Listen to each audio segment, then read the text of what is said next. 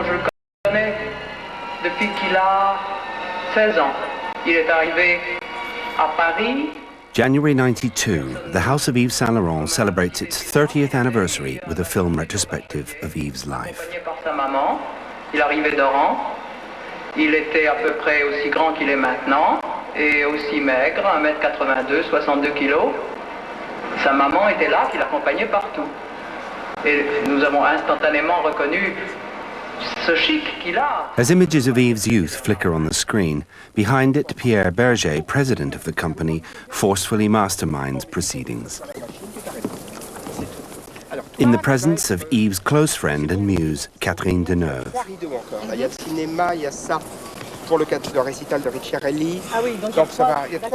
And hovering uncertainly in the background, the man they are celebrating, a legend. Ask anyone to name the greatest dress designer of our age. Yves Saint Laurent. YSL. Yves Saint Laurent.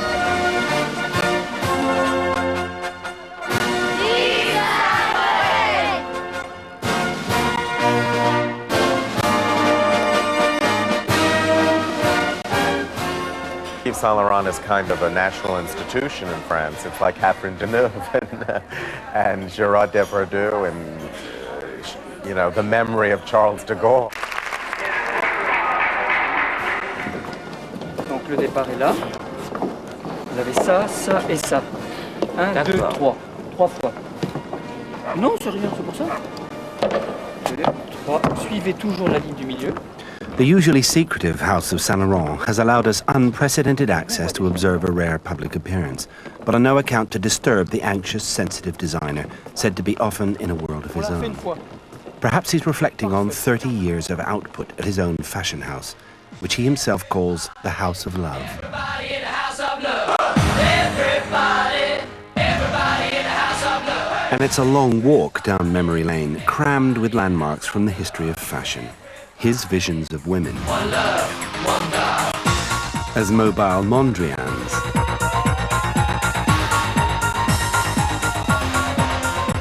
As Andy Warhol-inspired pop art. Everybody in the House of Love. Bridget Riley op art. Everybody in the House of Love. One love, one God. Everybody in the House of Love. He put women into menswear and got them banned from restaurants. Then with Le Smoking, promised them access to exclusive male domains. Playing gender bender games with his perennial Hello Sailor look.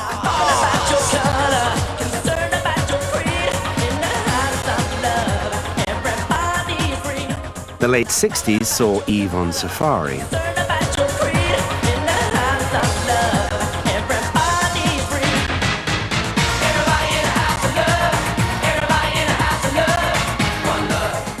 And in the 70s, on the hippie trail, which led him off on a global tour of ethnic influences. The most exciting Yves Saint Laurent collection I ever saw was the collection which was inspired by the Ballet Russe in 1976. The richness, the layers of clothing, the colour, it was just a whole feeling about how people wanted to look, but done at the most refined level.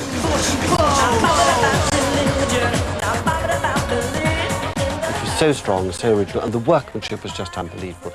I actually saw people cry. They gasped in '88 at his grape-engorged embroideries.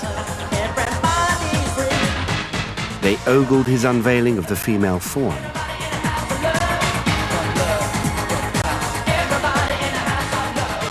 Which he then draped in the pelts of wild animals.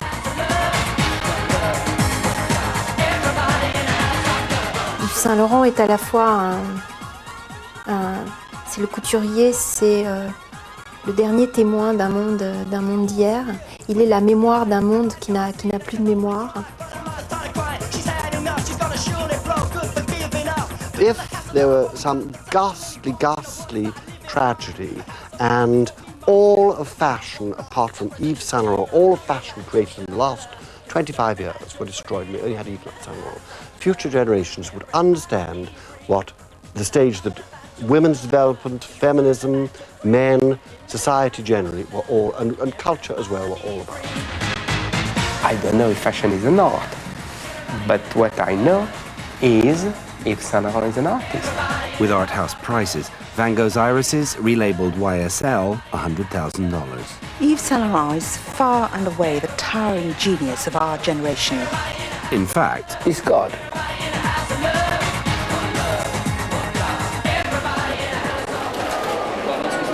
and just about as elusive.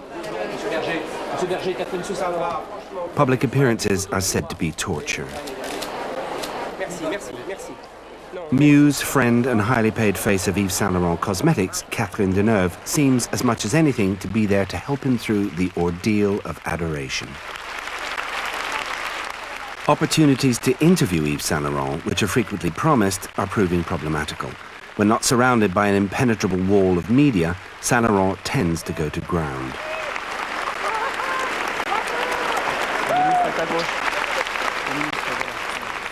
But a profile needs to get close to its subject. Yes, recently it's been rather recluse. It's hard, I think. Send him flowers and a nice little note. Maybe if you send him a really nice letter. Parce qu'il nous demande, quand il vient, il nous demande de fleurir, de mettre uniquement des orchidées phalaenopsides dans tous ses vases. C'est côté papillon, c'est tout à fait ce qu'il aime. Bonjour madame, je viens chercher le bouquet de monsieur Saint Laurent. Voici les fleurs, vous allez être juste à l'heure pour le voir peut-être. Hein? Merci beaucoup. Au revoir. Au revoir.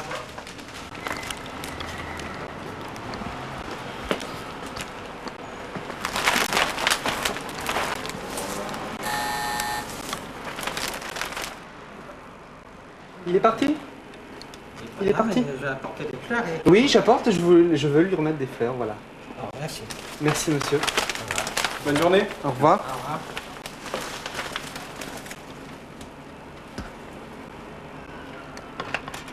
I'd keep trying.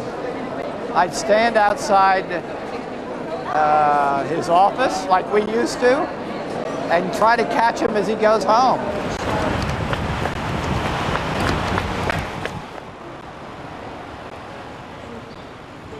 Qu'est-ce que vous aimez? S'il vous plaît, monsieur. Oui. On reste dehors. Hello. Vous n'avez pas aucune autorisation pour prendre? I wouldn't even try. I wouldn't even try. He's so carefully guarded. He's so carefully guarded. I don't think that... certainly, I don't think in English television. I mean, you know, if they won't do it for the French, they won't do it for anybody out of thought. The facts, then, are these. Said to have been born with a nervous breakdown in Algeria, young Yves, at the age of 3, wept when his aunt went out wearing a dress he didn't like, thus displaying early on excessive sensitivity and an eye for fashion. While other little boys played with tin soldiers, Yves busied himself with paper dolls. Ridiculed by schoolmates, the delicate child swore that one day he would be famous. At the age of 18, intimations of things to come. First prize in a sponsored Parisian fashion competition, beating the 19-year-old Karl Lagerfeld into second place, where some would say he has remained. Brought to the attention of Christian Dior, Yves Saint Laurent's precocious talent is quickly appreciated by the house and the house model. J'étais, à l'époque où il était jeune modéliste, très amie avec lui. Moi, j'étais un mannequin célèbre de Christian Dior, très jeune aussi. Et nous étions un peu deux enfants qui poursuivions notre adolescence, pas terminée. But the adolescence was not to last. With the sudden death of Christian Dior, choking on food at a health farm, Yves became, at the age of 21, the chief designer. Victoire remained his model as his fame quickly spread far and wide, from glossy magazines to the glittering galas.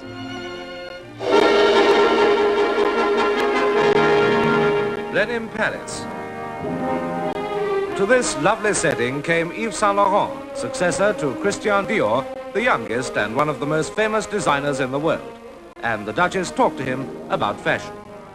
How long do you think a fashion should last to be really successful?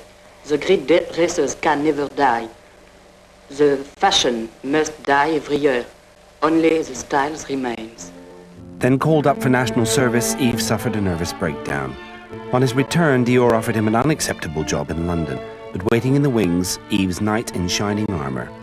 Pierre Berger sued Dior on Yves' behalf, and with the proceeds, together with the loyal Victoire, they set up their own house, the House of Yves Saint Laurent, the paper dolls of his boyhood about to become real creations bearing his name.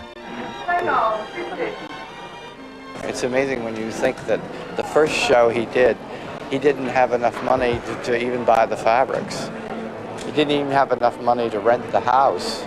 Everybody worked for him almost for nothing.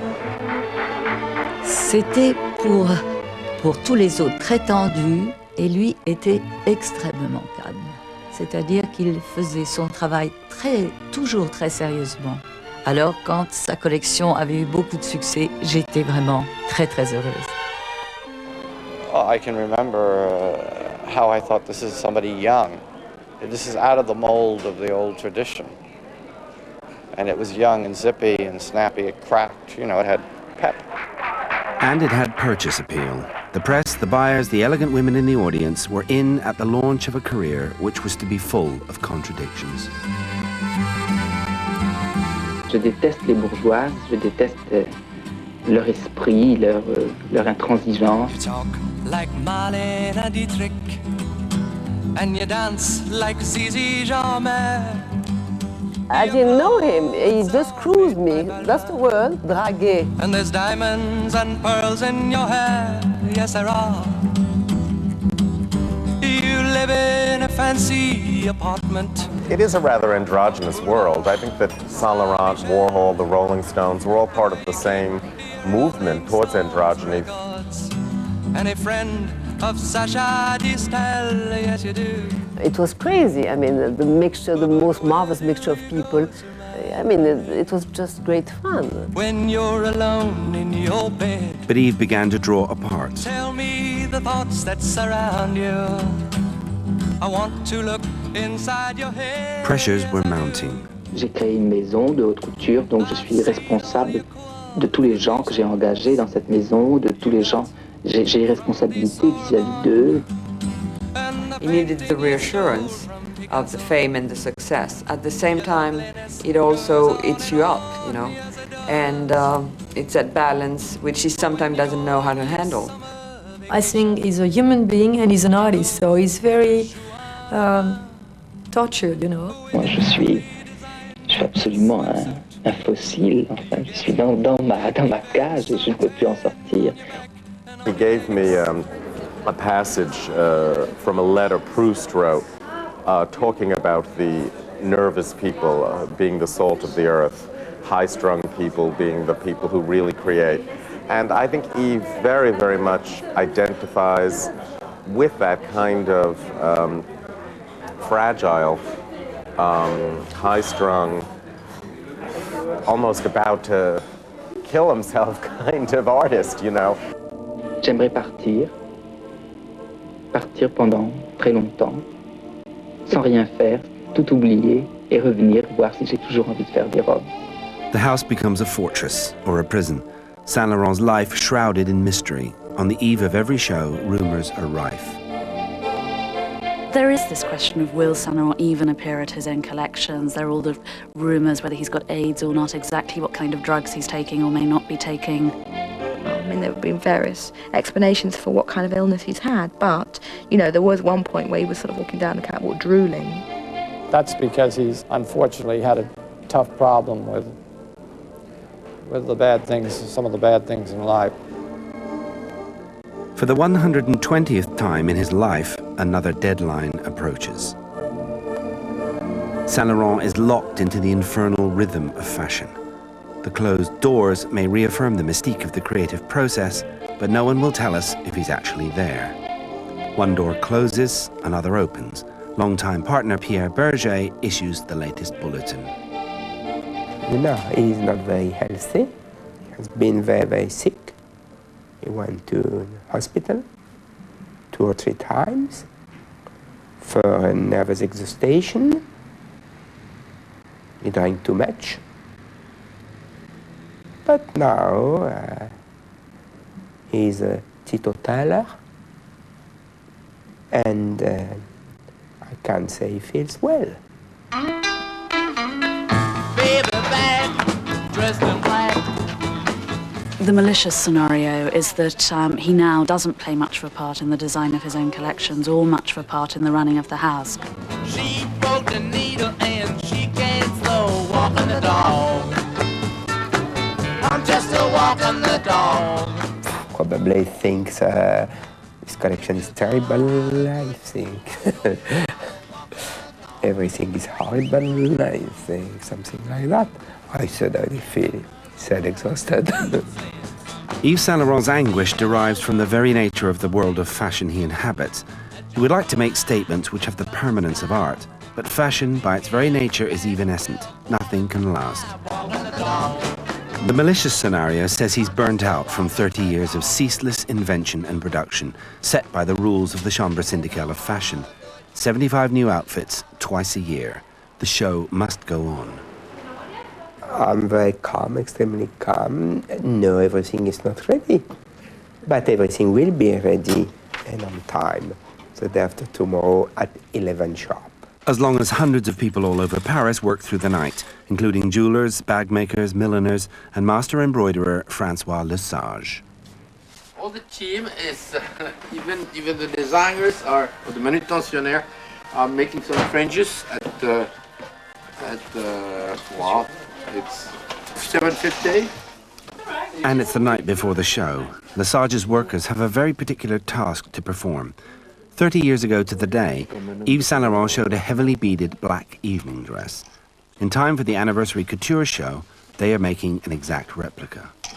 So all this room with these 17 girls are devoted to this, to finish this this cardigan for Yves Saint Laurent, and it's 8 p.m. and we must deliver it in half an hour. Otherwise, we will have an explosion there.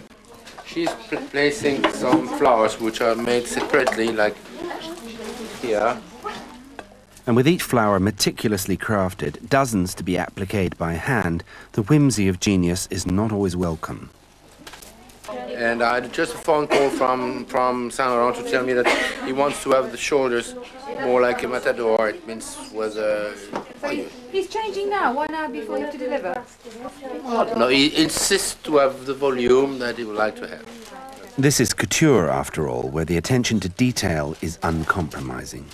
There is so many stitches that sometimes it comes in. Then to write it in the right shape, we must steam it and paste it and deliver it.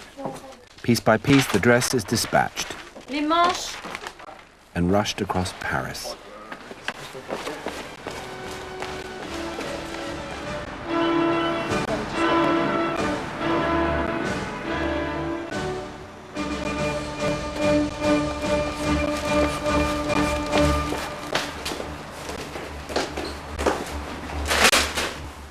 Another section completed.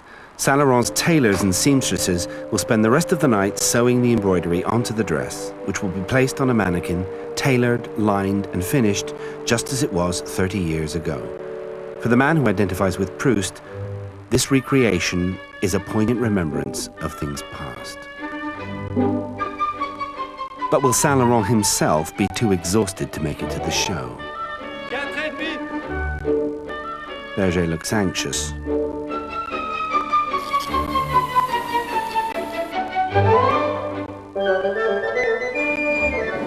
C'est en ordre? Berger and Saint Laurent have been together since the early 60s, and in a sense, the coupling of the sort of shrewd, sane, sensible business brain, i.e. Berger, and Saint Laurent is a sort of tortured, flaky, créateur who's the esprit of the business. I mean, that's very typical in fashion. But Berger and Saint Laurent, to an extent, are the quintessence of that. You are just wonderful, thank you very much. People make much of their differences. I'm a Scorpio. He's a lion. He is shy. I would say aggressive.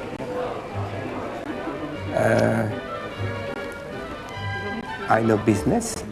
He doesn't know. He's an artist, I'm not. Yet few people realize Pierre Berger was once an aspiring artist himself, but has thrown all his creative energy into making Yves Saint Laurent the force in French fashion, ruthlessly banning people from shows if they didn't give Yves Saint Laurent sufficient prominence, masterminding publicity and business with astonishing skill. 30 years on, what started as just dresses has become the prestigious grand finale to Paris Couture Week.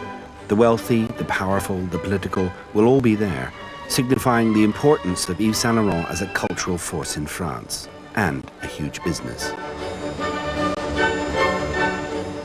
Yet this is also a gathering of what Yves calls his fidèles, his faithfuls, his family, a tightly knit coterie who have been there since the beginning, all recognizing the anxiety and emotion which fashion has become for him. One of the most touching things when you go to the couture, we're talking of couture not ready to wear, and there are curtains and masses of flowers, and there is a little hole, and through it you can see an anxious eye, which is Yves Saint Laurent's eye, and he's anxiously waiting to see the right bottoms go on those seats. Then it starts. Pierre Berger comes out with a great flourish and sort of throws everyone, you know, people around the catwalk talking, throws everyone away, and it starts.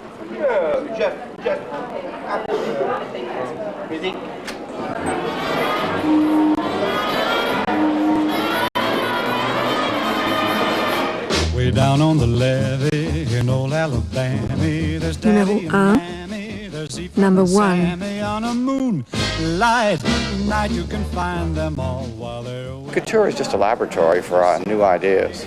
I mean, so people can experiment and work with beautiful fabrics. I mean, this is what the couture is. It's an anachronism in our time, and yet it still gives a challenge. I think that that couture is very special. To me, it's a major investment, and I'll bring out things that I have since years, and I feel that they're close friends of mine. First of all, everything is lined in satin, so that already helps. And then, yes, it feels great. Obviously, everything is fitted to your own body, so that helps.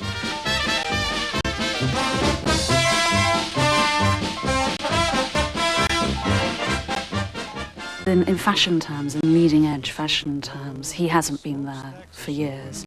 And arguably there's wonderful tailoring, and so all the sort of classical facets of French fashion, the tailoring, the look, the elegance are there. But as for new ideas or being avant-garde or coming up with anything funky or leading edge, I mean, forget it. That hasn't happened since the 70s. Mais qu'est-ce qu'ils ont à pas applaudir?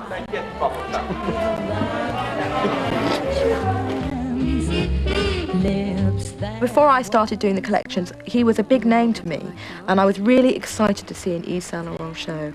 And then I was so disappointed when I actually saw one, because it's a big crush. You go in there, you sit down, and then this girl walks on in what looks like Simplicity Patterns 1976, and you have this running order, and it's pages and pages long, and over the sort of loudspeaker somebody says, "Number 1, numéro 1."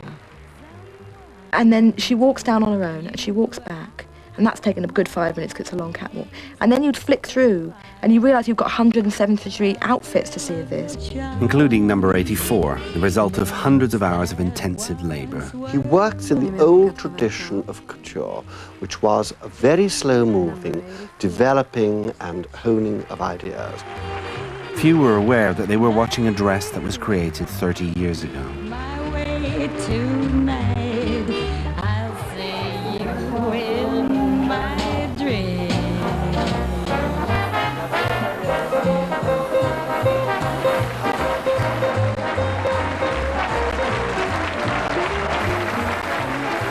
Numéro 85, number 85. Vous avez laqué tout l'environnement. Oui.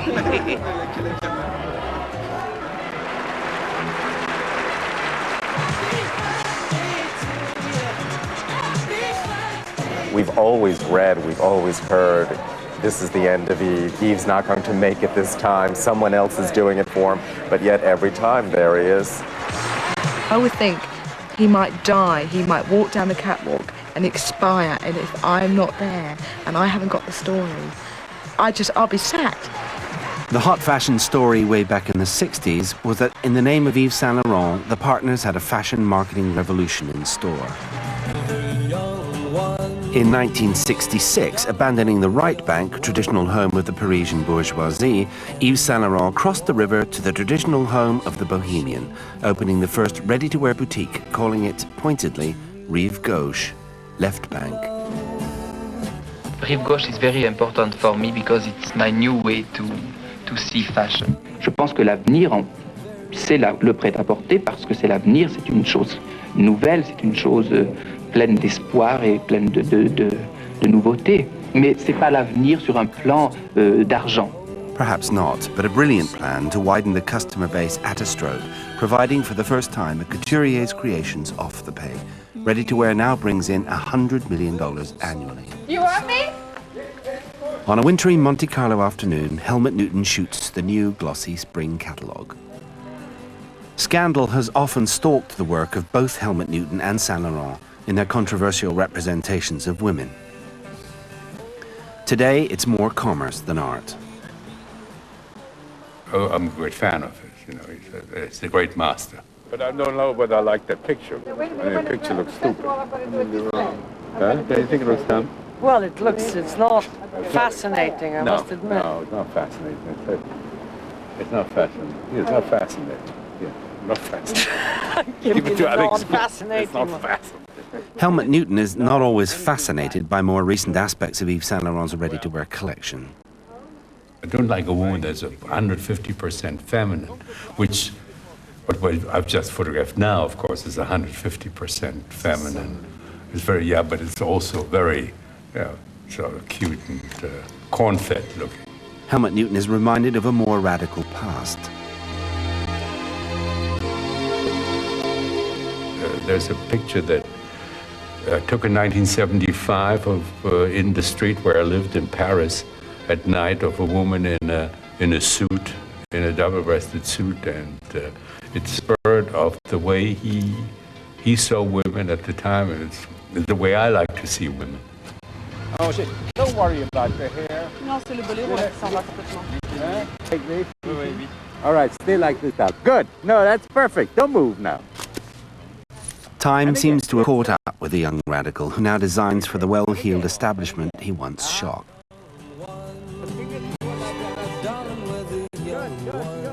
In 1967, the first of 120 Yves Saint Laurent ready-to-wear franchises opened in London's Bond Street, selling clothes, accessories and perfume. The young ones of the 60s can now be seen initiating their young ones into the art of the Yves Saint Laurent spending spree. Hello, Mrs. Burns. Hello, Claire. We've come to look for Father Claire's 21st. Big occasion. Claire, wonderful. Lucky you. We don't know quite what. Yes. Claire's got some ideas, but Hi, maybe got my hat on the snaky suit. Well, maybe we can just a few other things, Dave, and make sure that really is what she wants. Something for a party. Yes. That for a party. Superb. You can go with that. She just loves it. It's a bit restricting, isn't it? This bustier dress. It is pretty. That will be lovely on you. Happily, there are veterans on hand to show how it's done. Yes, color here is perfection. Good. That's one thing done. And that's 2, and 3, and 4. Everybody has a budget nowadays, and particularly now. But I'm not under sort of pressure. It's left to my discretion. No pressure at all if you've got around £10,000 for a seasonal outlay. Well, there's the classic smoking. This one. That's Well, I've probably been looking at my mother's cupboard now for 20 years and dreaming of wearing Yves Saint Laurent myself. And it's always had, like, you know, the smoking suit, and I just think that is Saint Laurent. I mean, it looks like Saint Laurent. It has that wow quality about it. And I've always wanted the smoking suit, ever since I could remember it.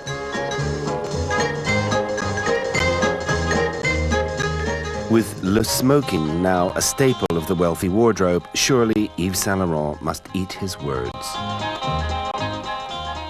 Je déteste les bourgeois, je déteste leur esprit, leur intransigeance, leur goût aussi, oui.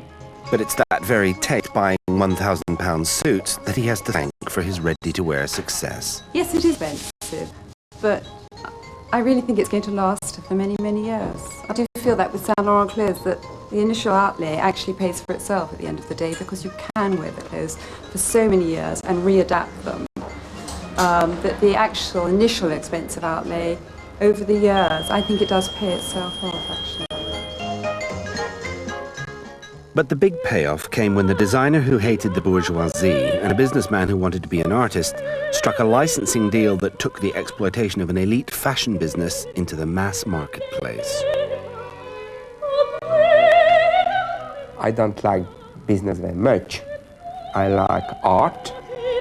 The perfumier's art, the launch of Y, brought in $2 million profit from the start. And I don't like money, not at all. I don't respect money, in fact.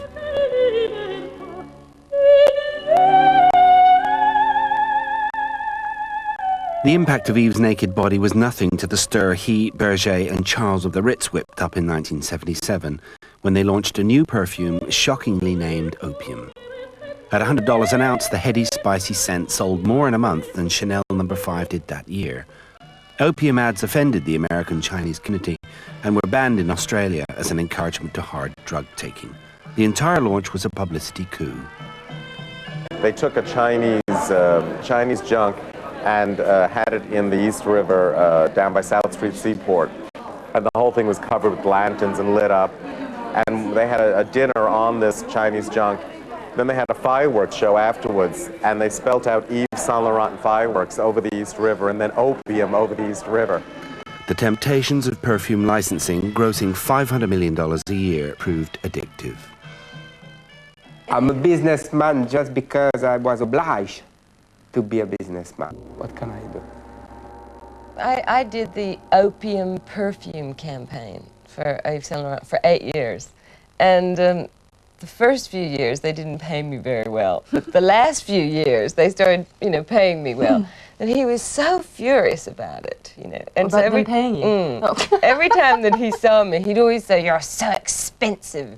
You're much too expensive. It's outrageous how much money you're getting, And eventually, they got someone else, In the late 70s and early 80s, Yves Saint Laurent perfume and products were bringing in huge licensing fees. But murmurings of discontent with the fashion collections implied they were being subsumed to product marketing. The genie was out of the bottle and wasn't about to go back.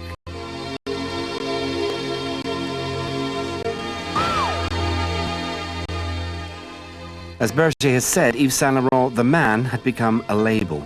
Having sold Saint Laurent's name, made millions, Berger had a plan to get it back and make even more. He teamed up with the Benedetti. They raised an enormous amount of debt to buy back the perfumes, which transformed the finances of Saint Laurent as a business, gave them control over their perfumes, allowed them to defray their marketing costs. It really was of inestimable advantage to them. He then managed to go public, and he raised capital, so he paid off a lot of the debt. But the structure of the deal for going public enabled Berger and the founding shareholders of Saint Laurent to retain control of the business. So in financial terms, it was an astonishing coup, and it was something that sort of so-called serious, mainstream, big businessmen really haven't been able to replicate, so you've got to admire him for that. Because in one day, on est passé d'une entreprise commerciale grande réputation, mais quand même un petit peu pas très grande, en une multinationale empire qui couvre le monde entier.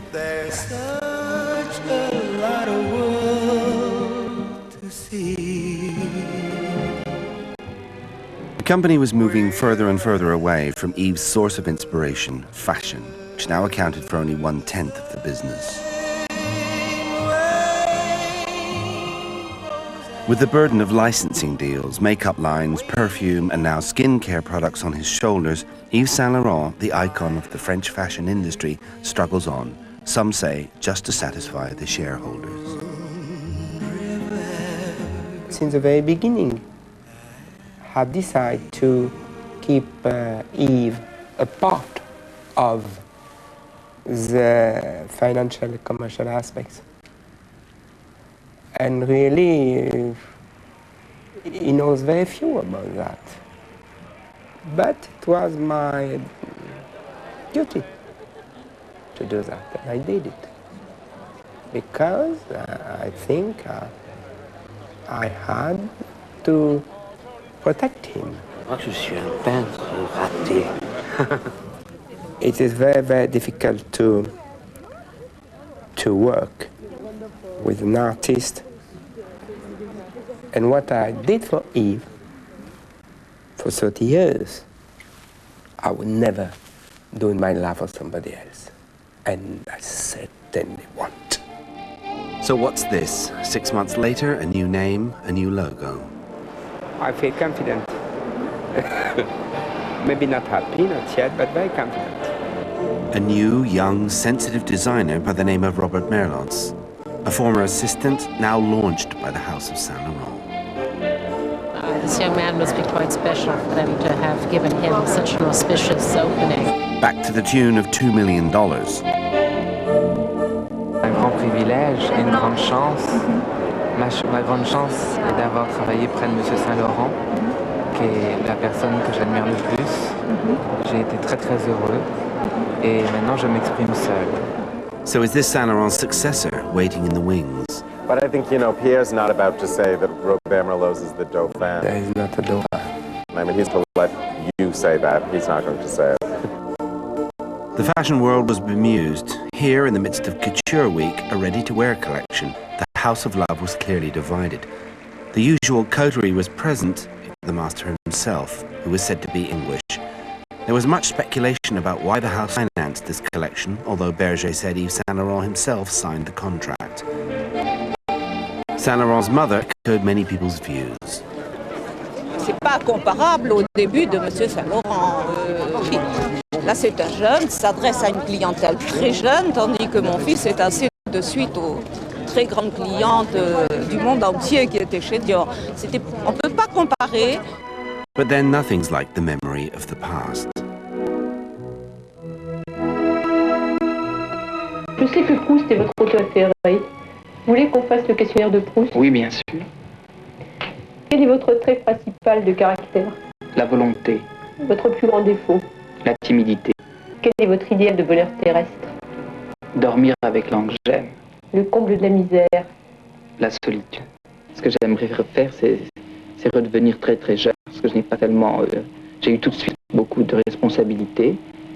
Et ce que je voudrais, c'est faire des bêtises. He doesn't like the life. He loves his work, but not the life. And for me, it's very sad. It seemed too late to call Monsieur Saint Laurent for our long-promised interview. For our BBC profile on you and the house of Yves Saint Laurent. Ah oui, oui. But anyway, all the best for tonight. Merci beaucoup.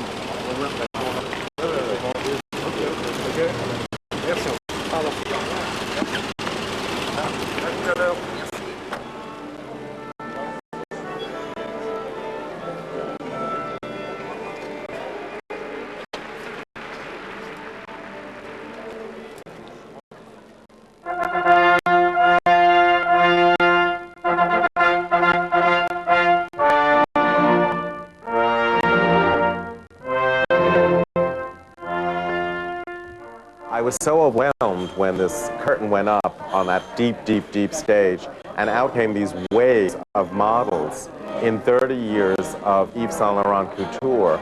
And you really could not tell which was from the 60s, which was from the 70s, which was from the 80s. Everything had become sort of classic. He understood in some prescient way about women's changing role in the world, and also a real artist sense of colour.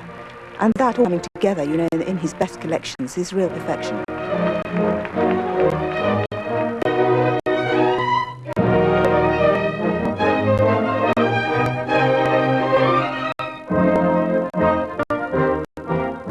After 30 years, even if something happens, and something will happen one day, of course. I don't know what, and I don't know when. But I think it's a wonderful story to think Yves is and will be unique. Because I said so many times, if something happens, I will close the haute couture department immediately. Berger's controversial public statement that if Yves goes, all of couture goes with him has cast a chill over the thousands whose own livelihoods depend on it. I have problems with Mr. Berger because I can't accept. Maybe somebody's tired, maybe because somebody wants to retire. I really don't understand why he wants to say in the world that we are dead. Do I looking like a corpse? Maybe me. But if you look to my girls, they are 20 years old. The vulnerability of the exotic world of couture seems to parallel Saint Laurent's own fragility. A collection like this may never be seen again.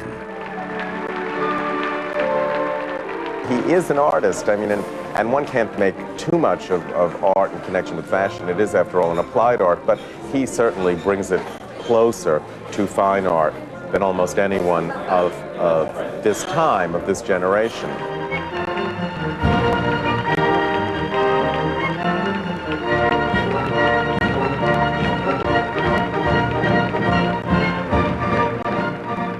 But Yves Saint Laurent has said, I can never create a masterpiece. It's the source of his eternal striving. The elusive, evanescent siren of fashion.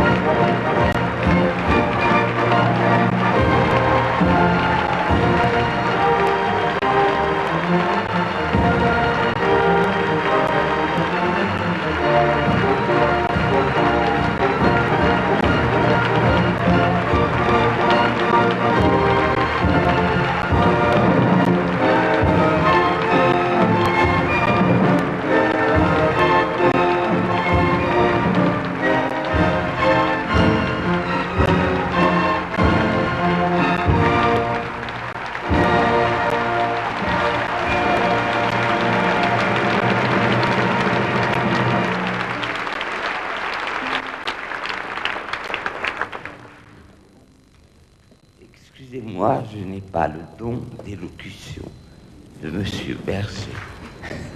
Mais je peux vous dire ce que j'ai ressenti. Et ce que je ressens, je vais vous remercier d'être venu ce soir pour la 30e collection. Je voudrais dire tout mon amour, parce que c'est toute une vie, et c'est une vie d'amour, dans une maison faite sur l'amour. Et je crois que dans mes collections, j'arrive à exprimer ce qui m'est le plus précieux, l'amour d'une femme.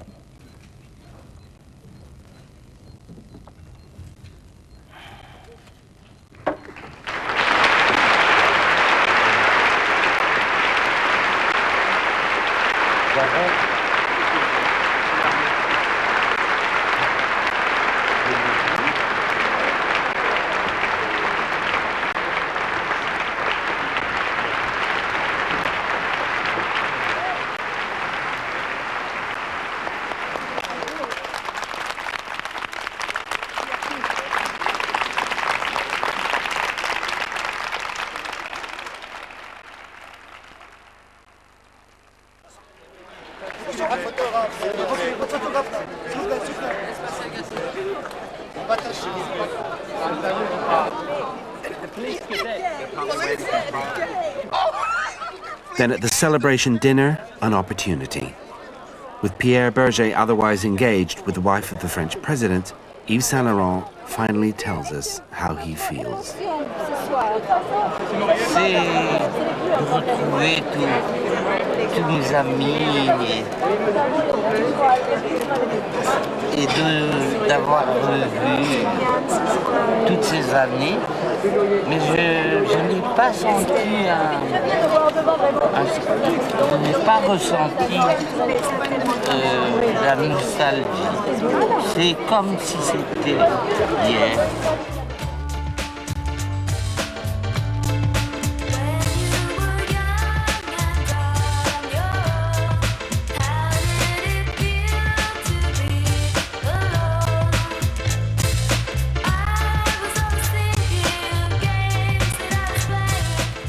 Many people came to me and said, Mr. Berger, I always said the same thing, I need a Pierre Berger next to me. My answer is always the same. First, you need an Yves Saint Laurent. Happy birthday to you. Happy birthday to you.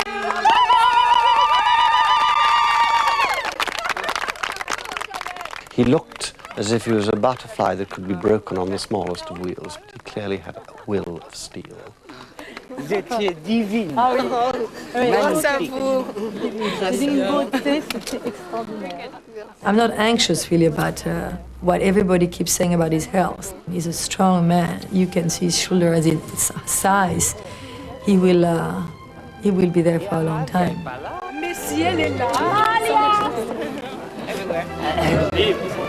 Mettez-vous 2 secondes avec Ah non, non, non, écoutez, non. Chose quand même. Bah, non, c'est amusant, non, non, pas du tout. Ça fait partie des coulisses, le rouge à lèvres. Justement, c'est amusant. Non, non, mais il n'y a pas d'amusant, cette histoire. Il y a du beau, mais pas d'amusant. The business began with 2 men in a few rented rooms and grew to an astonishing turnover of hundreds of millions of dollars. But the word from Paris is that Pierre Berger is selling shares in the house of Yves Saint Laurent, the house of love, with a view to getting out.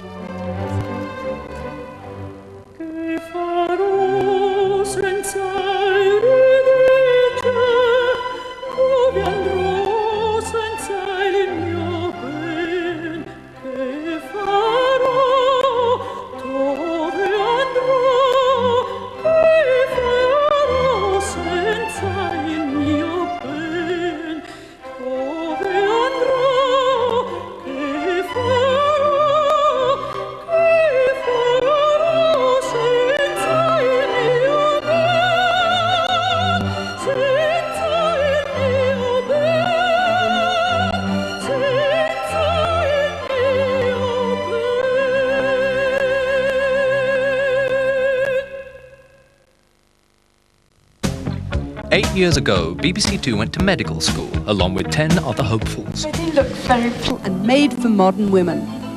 Glass emphasizes these are not outfits with a retro feeling. His shapes are simple, made to reveal a woman's figure. His favorite new fabric is a double-faced cotton. For Blas, it's a replacement for linen. It's lightweight, contours the body, and doesn't wrinkle. Blas believes there's a great distinction between American and European clothes, so it's no surprise he takes his inspiration from American women. American women have an idea about looking young, looking crisp, and even when they're wearing tailored clothes, they want them to look sexy. But at the same time, clothes are simple. You know, Elsa, I think there's a great distinction between American clothes and European clothes. I'm not making a retrospective collection at all. It has anything to do with the 50s or the 60s or the 70s. But they're modern clothes, and above all, they've got to be sexy. Even for daytime clothes, have to have shape, have to have a figure-revealing clothes. So you are still doing tailored jackets? Yep. But with this year, with a difference. The fabrics are softer, thinner, less constructed, much more like sweaters, no shoulder pads, cut to broaden a woman at her shoulders, but certainly not padded. The clothes, I think, have to have a certain definition, and they also have to have a certain authenticity about and integrity about what they are.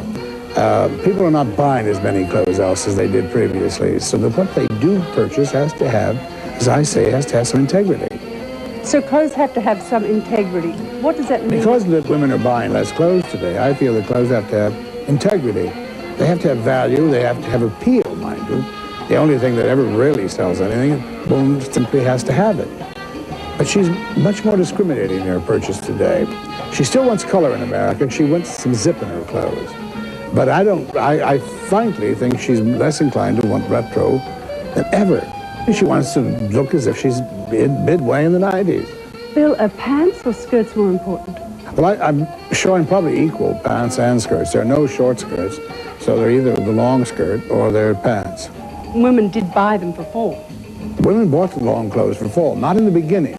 But as the season wore on, and the season was late in getting started, as you know, then indeed she did want long skirts. That's Bill Blass with his spring 1993 collection. It's time to meet a young woman who's well on her way to being a superstar model. 19-year-old model Maglia Amadei is on top of the world. She achieved a major goal she set for herself. She went to the Milan and Paris collections for the first time last month and worked with the biggest names in the business: Claude Montana, Jean-Paul Gaultier and Gianni Versace. Magali was born in Nice in the south of France. She came to New York just over a year ago. She's already made a name for herself working with the top fashion magazines and photographers, but as a former ballet dancer, she also wanted to become a star on the most glamorous runways of the world. Oh, I love it. I love being on stage. Being a dancer, you know, the most exciting thing is at the end of the year, you get to be on stage and dance in front of people. It's really exciting. You just give to the people. Why did you decide to become a model? The excitement of traveling and meeting people. I love to communicate. That's why I speak a lot of languages, because I just love communication. And it's a good opportunity to travel a lot around the world, and very good experience for myself, for my personality. You look great in Versace. Did you enjoy working for him? Oh, I did. It was really special because the atmosphere the night before was really, it was a working atmosphere, and on the day of the show it was more relaxed, and I felt really good, and the clothes are amazing, and Versace's so nice. He's really nice. He's a nice person. He's easy to work with. And you weren't scared coming down that enormous runway by yourself? Not at all. It was all right. I enjoyed it a lot. Actually, I felt I was somewhere. What about Gaultier?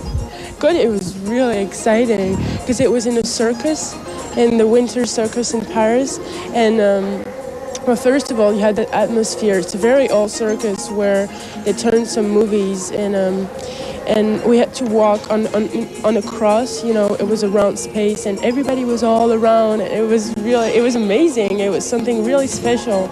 And of course, Montana is always special. Right. Montana is very important. I like Montana's clothes. It's the first time that I'm doing Montana. I hope not the last one. It's been a success. You really got the big name designers. I can say it's been a success. Yeah. For a year of work, I'm doing really amazingly. I'm doing really well. And you're proud of yourself? Absolutely. That's model Maglia Amadei. Up next, the spring collection of New York designer Adrienne Vittadini. See it all when we come back. Sing you a song. It's my latest recording, and I do hope you just love it. But even if you don't, I don't really mind as long as you love me.